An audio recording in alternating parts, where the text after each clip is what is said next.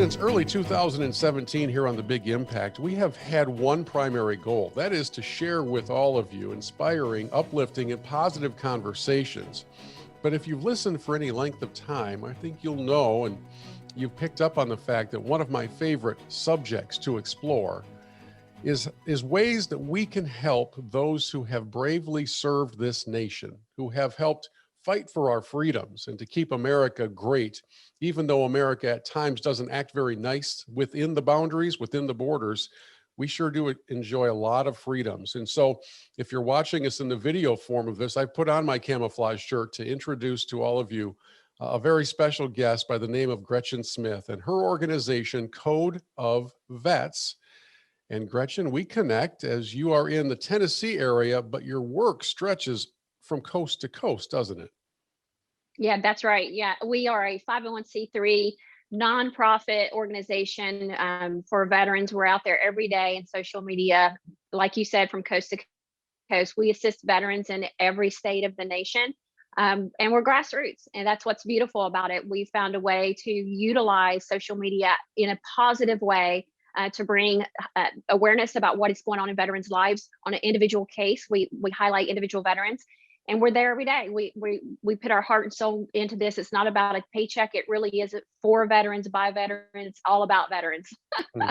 Well, you know, I'm so glad you mentioned social media because it's rarely thought of in a positive way, but that's exactly how I learned about the organization. I was on Twitter, on the Big Impact Twitter page, and somebody had liked or retweeted something that you had put out. And until then, I was not familiar with Code of Vets. So at the very least, even though we often consider Twitter in desperate need of being unplugged, I'm glad it wasn't, because it helped us connect with you, and it helps you stay connected to veterans who are in need. So what was it that first prompted you to launch Code of Vets?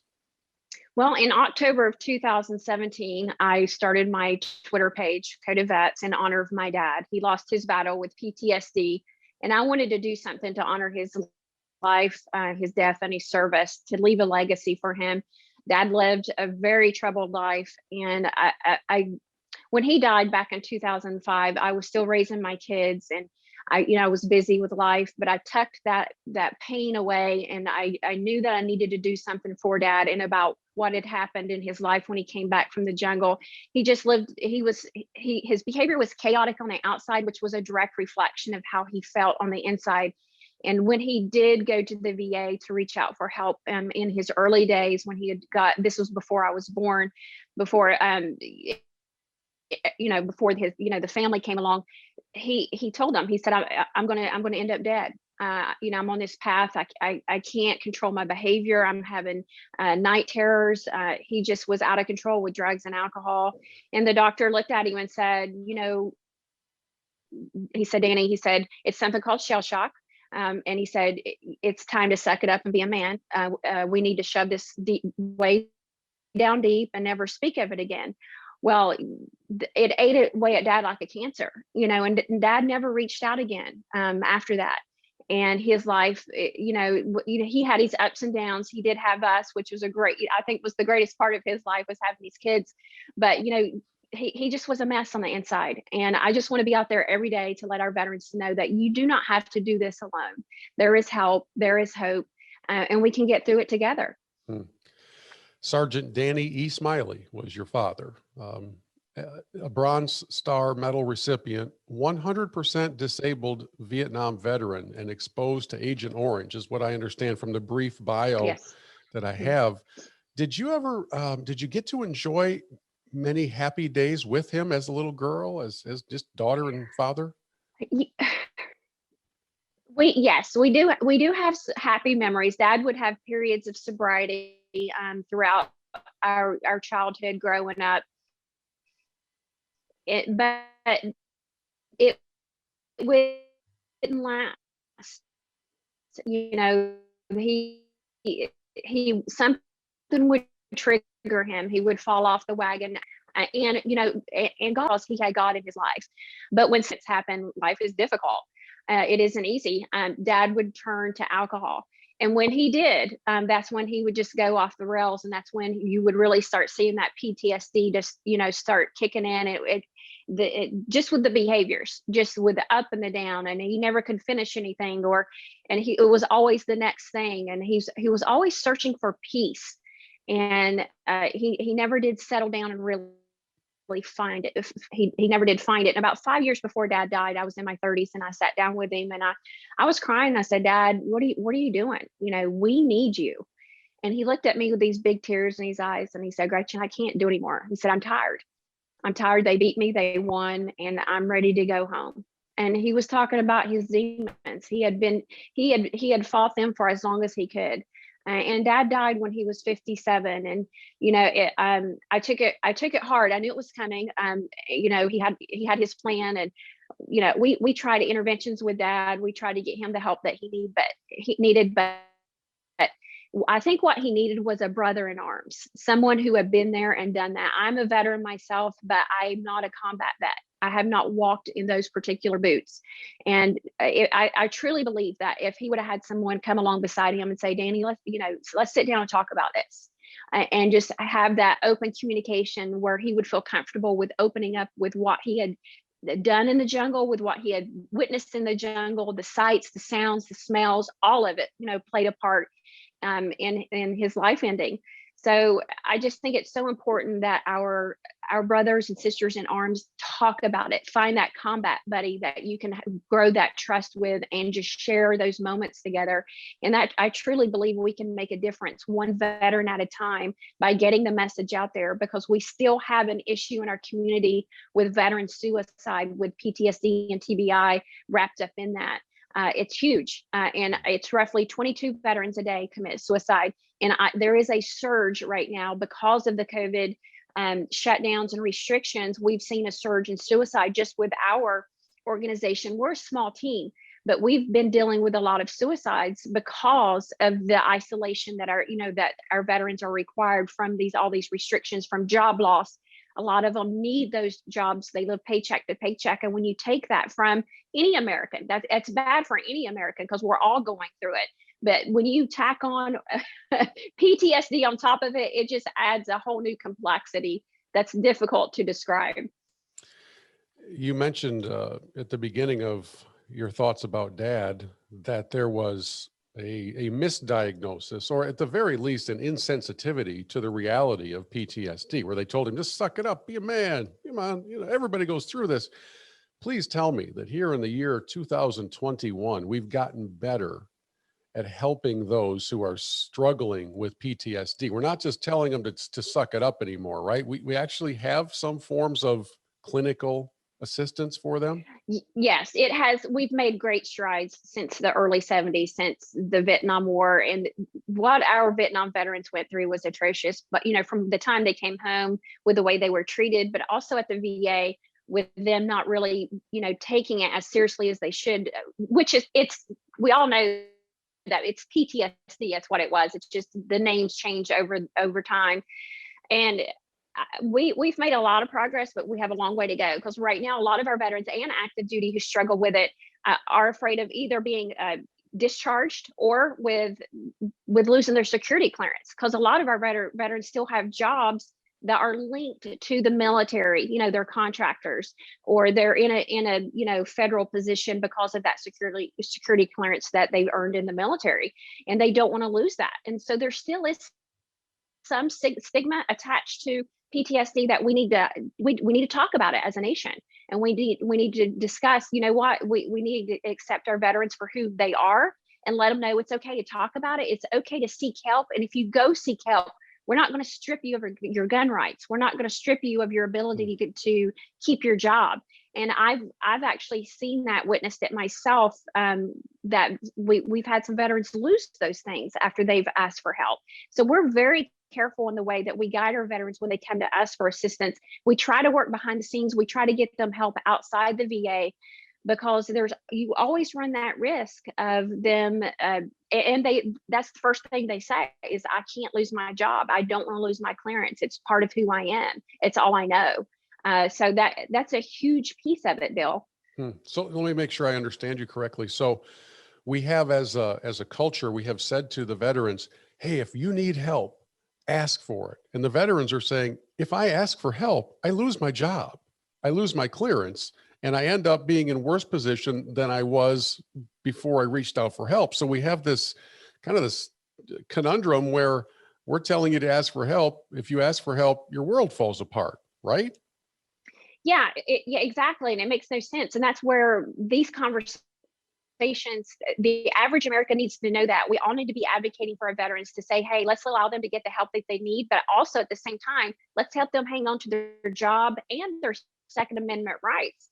Because again, that's our veterans love their Second Amendment rights, because it's just really wrapped up in their DNA and who they are. And it's part of the reason why they served. And we don't need to strip them of that when they go get help. So we all need to be cognizant of it. We need to talk about it.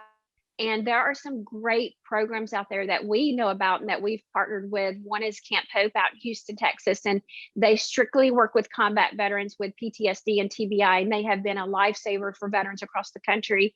There's another one, Warrior 22, they're out in Texas as well, and they do a great job with veterans, but they also work with first responders.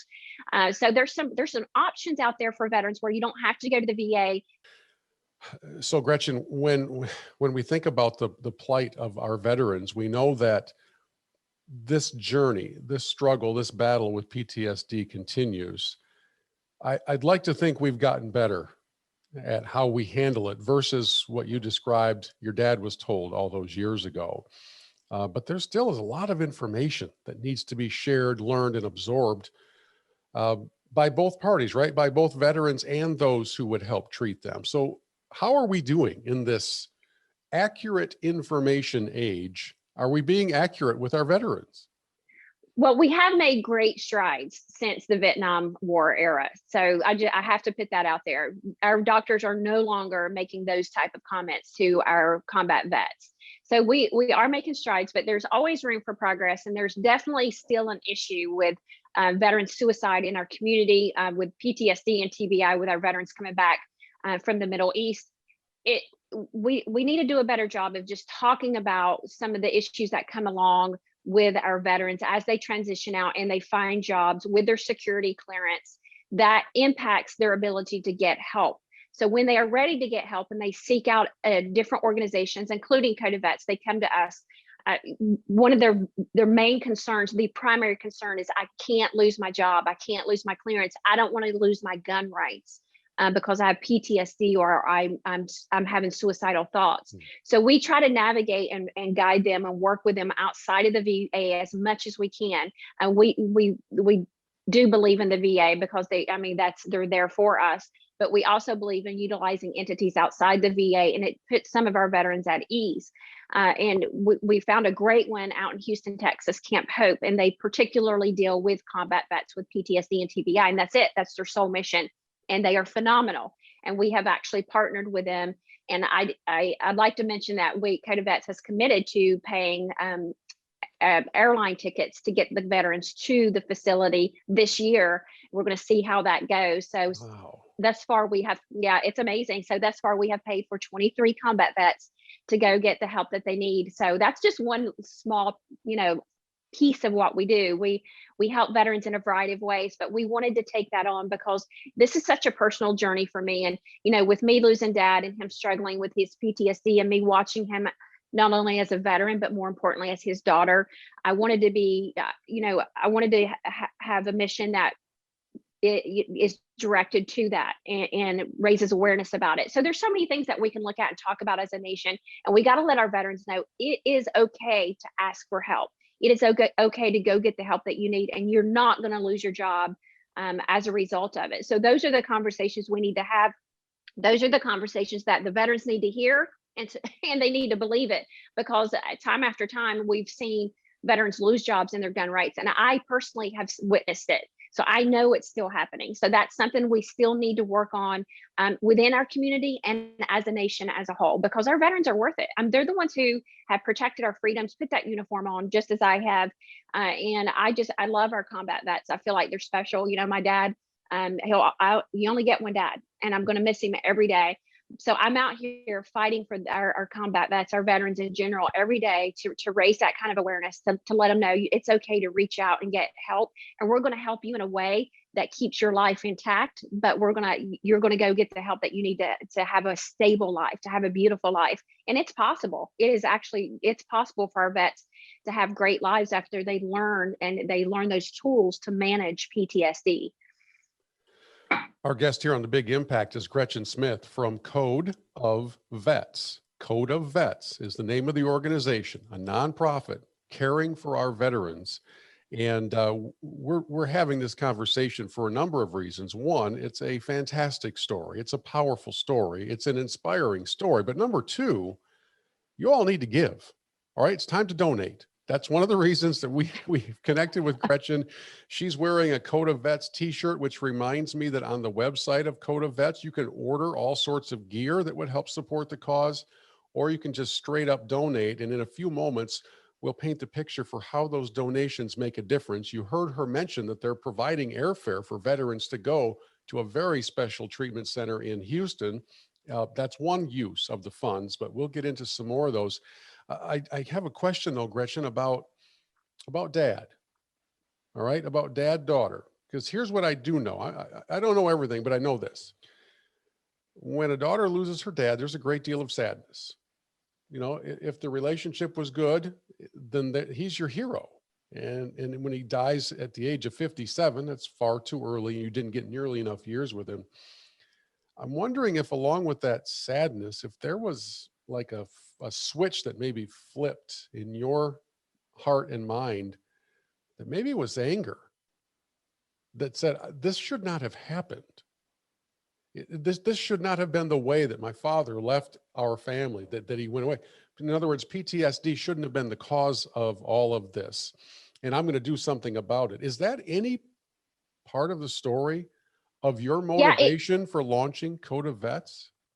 Absolutely. Yeah, there's a little bit of anger and there's some motivation there to, for me to, how many veterans' lives can we alter, change, as a team? One person can't do it, but I feel like as a team, if we can connect with each other on an informal level, grassroots level, we can save some of these veterans who are really struggling. It was a big motivation. And just a very quick story about my dad. It's something that just has always stuck with me. Dad shared this. And it really, we had some good times. So dad had been in prison. I told you dad was a hot mess, but he was my hot mess.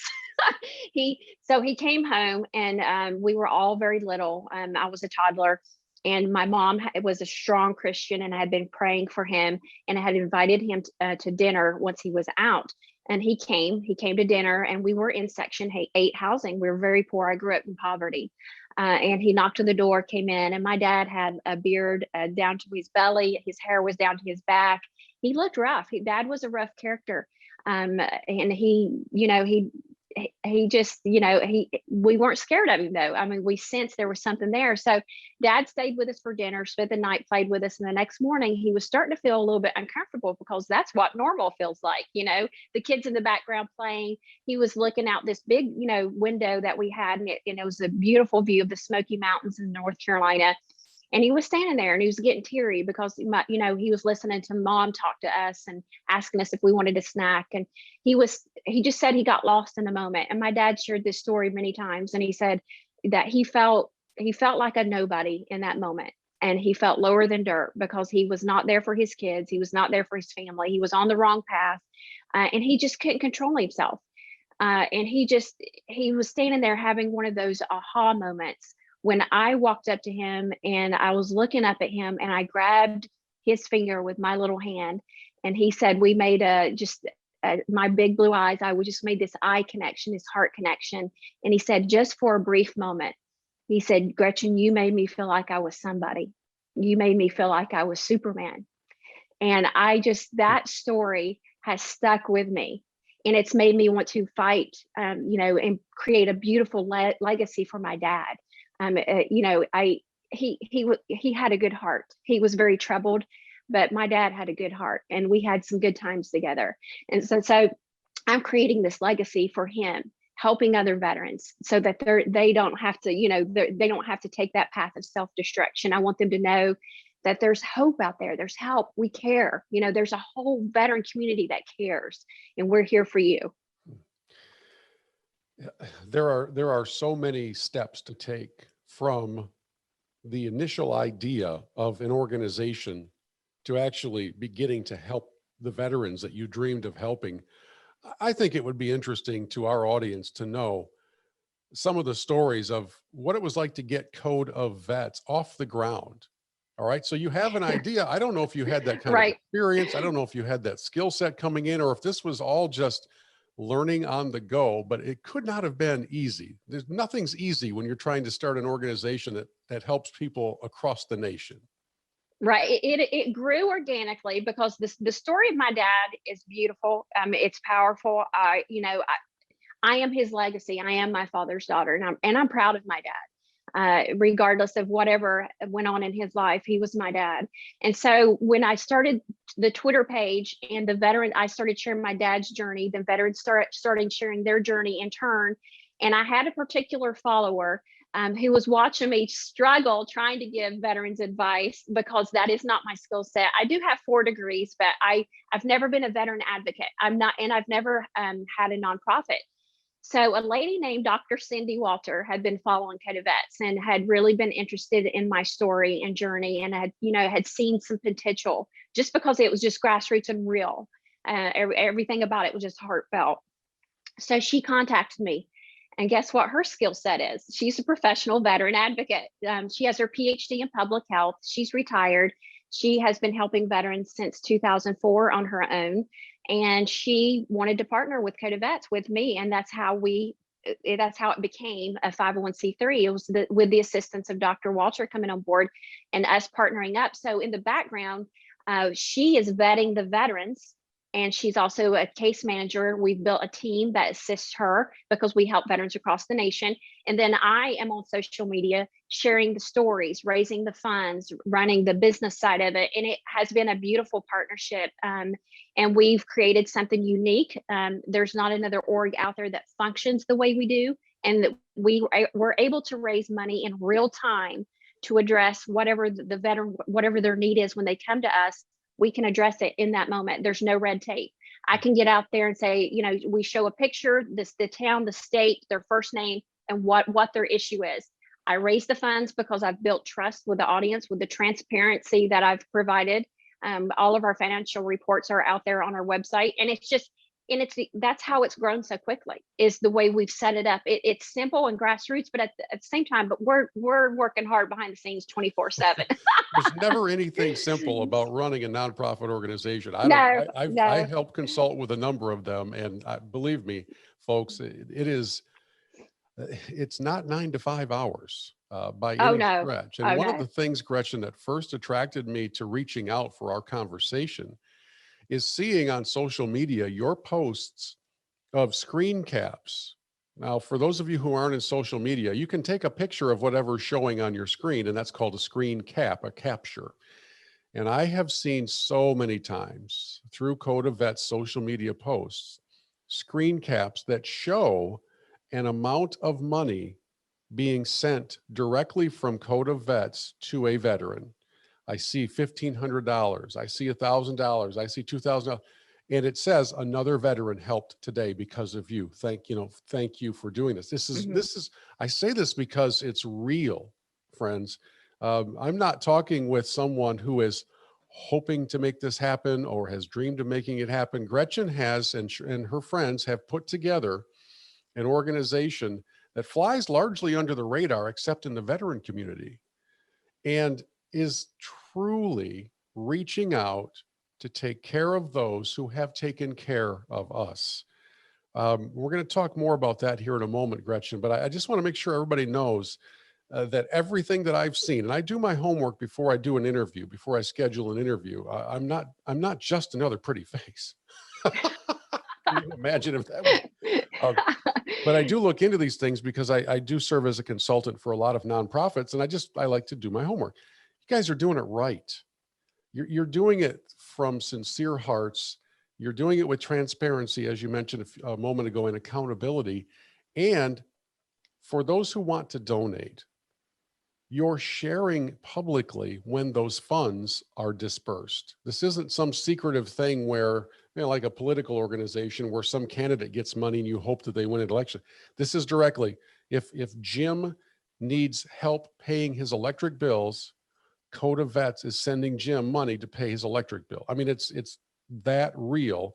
And we'll continue our conversation with Gretchen Smith here in a moment, because it's time for all of you to get involved. We are heading down the home stretch on this edition of The Big Impact. Gretchen Smith is our guest from Code of Vets. Now, I'm going to make a promise to you, Gretchen, that at the end of our conversation today, I'm going on the website and I'm buying a t-shirt. Thank you. I'm going to do at least something, because I would proudly wear that brand or that label on my chest as I go around the community and do different things. Near me, in the middle of Michigan, is called the Michigan Heroes Museum. And it's a wonderful place. It's a collection of displays and artifacts and individually donated things from veterans around the country. And as I was going through there, and I've done some, in fact, they were a guest on this podcast a couple months ago, I was reminded of something. Every single one of our veterans has a story. Every single one. The correlation or the analogy that I like to use, the comparison that I like to use, is for those of you who grew up maybe going to Sunday school and learning Bible stories. When we learn them now, everything made sense. So you learn about a miracle that happened, and you learn about these things that took place, and you think in the modern era in 2021, well, of course that happened. It makes perfect sense. But to the people who were in the room when Jesus healed the paralytic, it didn't make sense. None of this made sense. It was jarring. It was mind-blowing. And it's something that we celebrate now all these years later. But when it happened, for those who witnessed it, it was as bizarre as it would be if it happened right now. My comparison, my analogy is that for those who have traveled to the farthest reaches of the globe to serve our country, it didn't always make sense because they were in it. We now, from the safety and freedom that they have helped provide, we think it all just made sense and they were out having fun around a campfire. We look at these things through inaccurate historical eyes. Gretchen, you have lived and seen firsthand how when our heroes kind of return home, they're starting to process the things that didn't make sense. And I think that's part of the contributing factor that leads to PTSD, the things that didn't make sense. What kind of stories are you learning?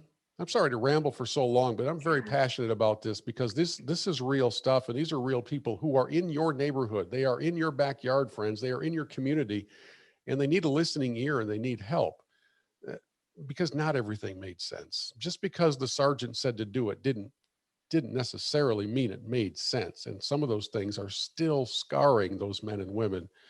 What kind of stories are you learning? Oh, it's heartbreaking. I've worked with several veterans who in their dark moments, and so is my partner, Dr. Walter. And once you build that trust with them, it's about, losing your buddy who was flanking you on the right, or, watching somebody being blown up and their brain landing on their boot. Or, my dad lost his best friend in the jungle. He saved my dad's life. My dad came home, and he came home in a casket in the same airplane. And it's just, and back in Vietnam, a lot of our Vietnam vets, the jungle was very bloody and guts and gore, and it's up front and close and personal. And there's some horrific stories there. I mean, there's nothing pretty when you're talking to combat vets, and it's hard to listen to, but they need to talk about it. And a lot of them took lives and they question it. Am I going to go to heaven? We had one veteran who would drive to the church parking lot and just sit there and bawl and could not bring himself to go in because he didn't feel like he was worthy. He didn't feel like God would want him there. We've had so many stories from our veterans that were just, They're gut wrenching, and I love every single one of them. And they carry these stories and events, and there's some smells that will trigger them, sounds. It's just there's not enough time to even talk about it. And that's the thing is that when we lose our veterans, it's because they're not talking about it, and I think that's key. Is to let them know it's okay. Yeah, with no judgment. You got to open up and let it out, and we can share that load together. And I've had several veterans share their load with me, and it's powerful. And it's and you can sense the importance, and it's a sacred moment for them to share that with you, and to be in in that trust that they're giving you, that story they're giving you. And that's why I don't like to go into too much detail, because there's that give and take there. And so, but I feel like we are sharing it with them, and it doesn't cure PTSD, but it makes the load lighter when somebody is on that path with you, and they're carrying that rock with you. And it's just been an amazing experience to be with Code of Vets. Just in the short period of time that it's been in existence, we've saved some lives, and we've changed some lives, and we've given veterans second shots at life. And that's what matters. And we all need to be out there advocating for our veterans. And I think every day should be Veterans Day, Bill. To be honest with you, I'm hardcore on the veteran team. There's so many stories that are worthy to be told, and each one of them come from the military, but they had their own journey, their own experiences before the military. And I love finding about each and every veteran that we've assisted, and who they are and what makes them tick. And that's the beauty of Code of Vets, because we're grassroots. We take care of our own, one veteran at a time, and we're getting those stories out there. So I love to be able to share what's going on with Code of Vets, because we make every day Veterans Day. Well, I'm glad you do. And this is, by the way, this next statement is not intended to be derogatory towards government. That's not my purpose or my intent in saying what I'm about to say.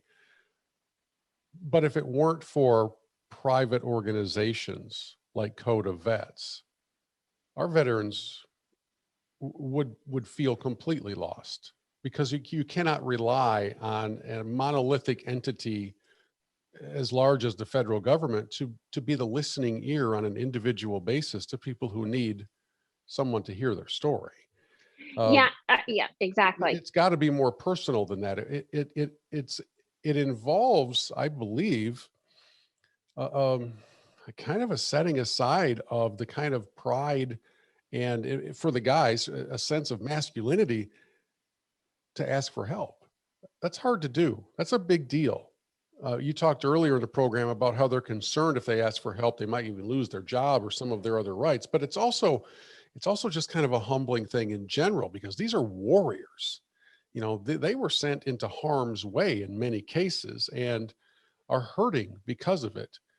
But when they come back home, they don't want anybody to know about that part of it.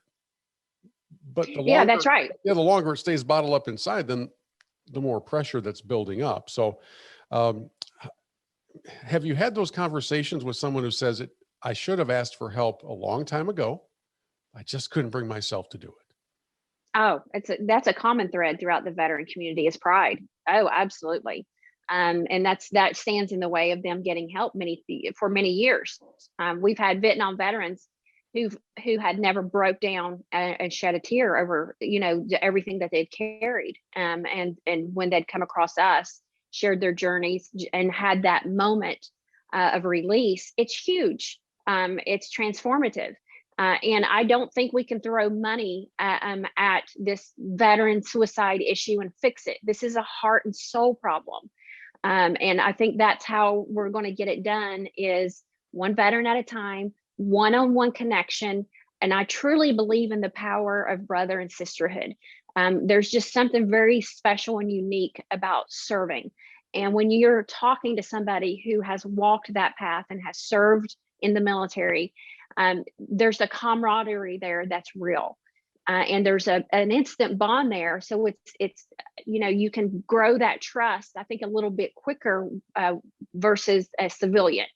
And so we have seen veterans come very, very far in short periods of time with our just presence in their life and guiding them to get the help locally that they need, but we can also be an emotional support with them as well. So suicide's complex. There's no easy explanation for it. There's many layers, there's many reasons, that veterans take their lives, and anybody, it impacts our entire nation. But we have found that one-on-one is just enormous. And we have been able to save some lives that way. And I'm like you, I don't like to bash the VA because they're there for a purpose. They're there for a reason. But when you are that big of an entity, it's massive. You're going to have veterans that fall through the cracks, and a lot of them. And that's, and we're one of the orgs that catches those veterans who have fallen through the cracks. And I do believe they could function more efficiently, but until they figure it out, there's always going to be a need for veteran nonprofits. And what I want to say to other veteran nonprofits is we need to be here for the right reason. And some of our nonprofits are out there and they barely give back. And for me, I take that very personal because, we're here to help the veterans. We're raising funds for them, not for, our salaries and overhead and trips and bonuses. That's not what it's about. It's about taking care of these warriors who have walked through hell for our nation to secure our freedoms. That's why I feel like we are here. So at Code of Vets, we take that very seriously, and we operate on 2%. We operate on a shoestring budget. You're giving away 98% of what you bring in? I am hardcore. Yeah, That's it's unreal. all out there. It's all out there. You can go look at it. Well, I'm so proud of it. As somebody who works in the nonprofit sector quite often, let me kind of lay something out for everybody. A kind of a 4-star or a gold medal performing charity would be one that takes roughly 15% of donations for administrative reasons and then utilizes 85%. That's really good. More common is something that you would see is 75-25. Sometimes in scandalous settings, you would see the complete flip of that coin where it's like, we're giving away 10% and we're keeping 90. Mm-hmm. And that was a scandal that happened a few years ago to an organization that pretended to help veterans. When you tell me that you're giving away 98% and working on 2, that to me is the most ringing endorsement of all of what we've talked about that I could ever provide. So kudos to you for that commitment. That's not easy. That's hard work. Yes, it is. Which leads me to we keep it tight. Yeah, you sure do. Which leads me to my final question for our audience. How can they help? Where do you want them to go? Is it simply through the purchasing of merchandise, or are you looking for just straight up donations, or all of the above? All of the above. Go to codeofvets.com. You can donate, and just rest assured, because our financial reports are there on the website. I want you to peruse them because we work really hard for those numbers, and we're volunteers. We do not get paychecks. Cindy's retired. I am in a position where I do not have to take a paycheck. So we do it because we want to do it. It's a passion. It's a calling. For me, it's a ministry as well. It's a mission and a ministry, because I'm shining God's light by helping my own, by taking care of veterans.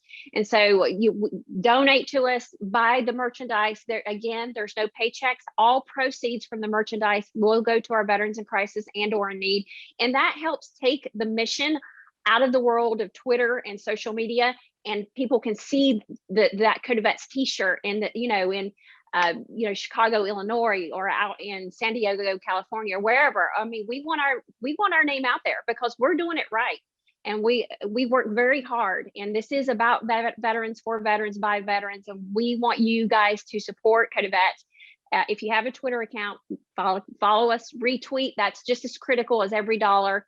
The handle is @Code of Vets. We're very easy to find. You'll see my face out there every day, along with the veterans.